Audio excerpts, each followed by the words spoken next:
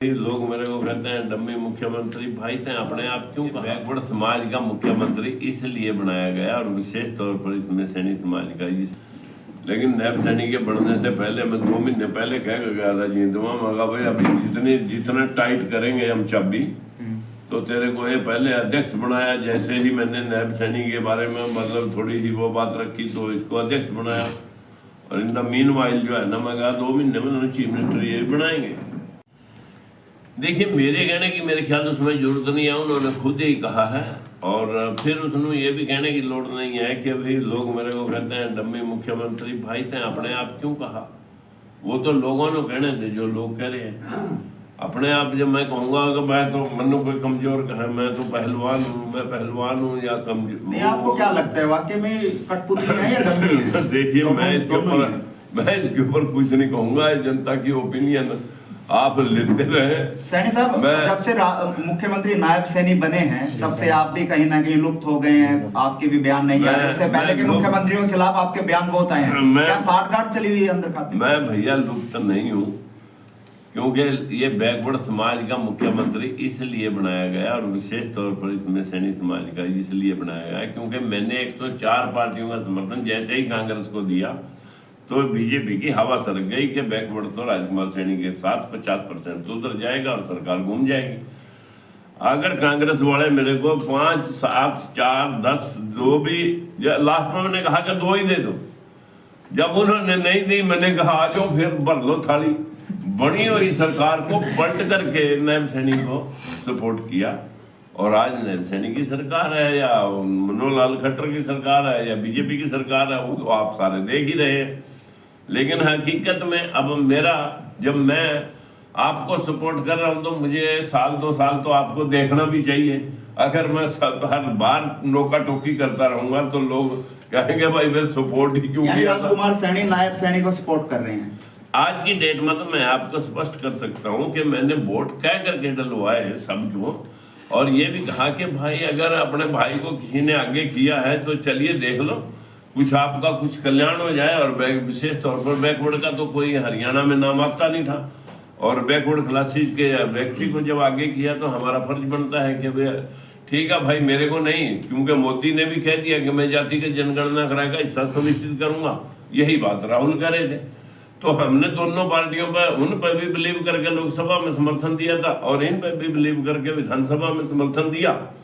लेकिन करना दोनों नहीं चाहते और करने वाले लोग पीछे बैठे हैं। सेरा नैब सैनी जी को बना करके बैठा रखा है, लेकिन आरोप लगे तो इस पे लगे और मुड़ाई छके तो हम छके। तो ये बहुत बड़ी विडंबना है। वोट चोरी का मुद्दा कितना सही मानते हैं?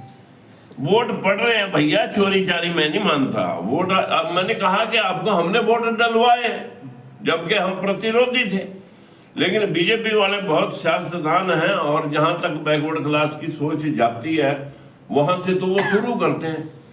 उन्होंने राजकुमार सैनी को किसी भी तरीके से पीछे हटाने के लिए एकदम पलटी मार करके, जिसको टिकट देने में भी संकोच कर रहे थे तो एकदम पलटी मार करके उसे मुख्यमंत्री बना देना कोई छोटा काम थोड़ी है। तो ये सेटिंग की राजनीति कब तक चलेगी?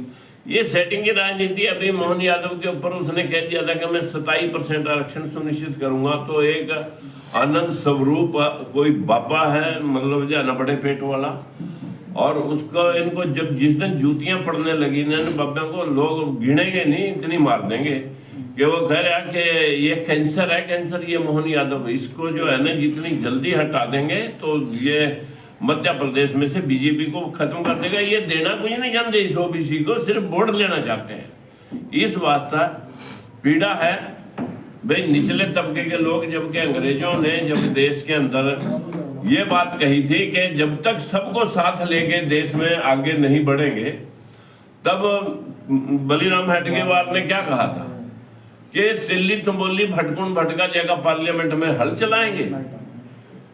ये तो इनकी मतलब जो ना अटल बिहारी वाजपेयी ने कहा था ये मुलायम सिंह और कांशीराम तो मेरी पाँव के कांटे हैं। जब ये लोग मतलब इस फितरत से रखते हैं विचार तो देश को ये आगे बढ़ाना दोनों चाहते हैं। देश तब आगे बढ़ेगा जब यहाँ देश के अंदर काम करने वाले लोगों के हाथ मजबूत होंगे, उनके पास रोजगार होंगे, उनके पास उनकी जेब में 10 रुपए होंगे, वो मार्केट में से सामान खरीदने जाएंगे, तब इंडस्ट्री का सामान बिकेगा। इंडस्ट्री सामान बिकेगा तो इंडस्ट्री डेवलप होगी, इंडस्ट्री डेवलप होगी तो और इंडस्ट्री आएगी, लोगों को रोजगार मिलेगा। ये तो साइकिल था, हमारे तो धर्म के नाम पर इस देश का साइकिल तोड़ दिया, चेन तोड़ दी। तो नायब सैनी आपकी विचारधारा को सपोर्ट तो नहीं करते, मंदिर मंदिर जाते हैं, आपने पिछली बार भी कहा था। मैंने आपको ये बात कही कि लोगों को कुछ ऐसा लगा, मैं जब इंद्री में चुनाव लड़ रहा था तो लोगों ने प्रेशर लगा दिया कि आपकी वजह से ये हारेंगे। मैंने कहा भाई मैं तो अपनी पार्टी की लड़ाई लड़ रहा हूँ, विचारधारा की लड़ाई लड़ रहा हूँ। बोले जी आप हमारे कहने से तो इस वक्त आप जो है ना ओबीसी के चीफ मिनिस्टर को बन जान दो, आप ओबीसी की लड़ाई लड़ रहे हैं और ओबीसी का चीफ मिनिस्टर एक पार्टी बनाने जा रही है तो आप सपोर्ट कर दो। मैंने कहा भाई अगर ओबीसी का भला होता हो जिसको सभी सरकारों ने निचोड़ा है तो मैं कर देता हूँ। तो मैंने अपने सारे कैंडिडेट वापस ले करके और बीजेपी के। नायब सैनी आए थे मदद मांगने राजकुमार? नहीं मेरे पास मैं किसी के कहने से थोड़ी किसी को सपोर्ट करता हूँ, मैं विचारधारा पे काम करता हूँ। सर बिहार चुनाव जो चल रहा है, क्या हरियाणा के अंदर जो चुनाव के नतीजे आए, जैसे कह रहे थे कि कांग्रेस की सरकार बनी, क्या बिहार के अंदर भी ऐसा देखने को मिलेगा? देखिए मैं अंतर्यामी तो वैसे हूँ नहीं, लेकिन नायब सैनी के बढ़ने से पहले मैं 2 महीने पहले कह के गया था जींदवा मगा भाई अभी जितना टाइट करेंगे हम चाबी तो तेरे को ये पहले अध्यक्ष बनाया। जैसे ही मैंने नायब सैनी के बारे में मतलब थोड़ी सी वो बात रखी तो इसको अध्यक्ष बनाया, और इन द मीन वाइल जो है ना मैं कहा 2 महीने में चीफ मिनिस्टर ये बनाएंगे।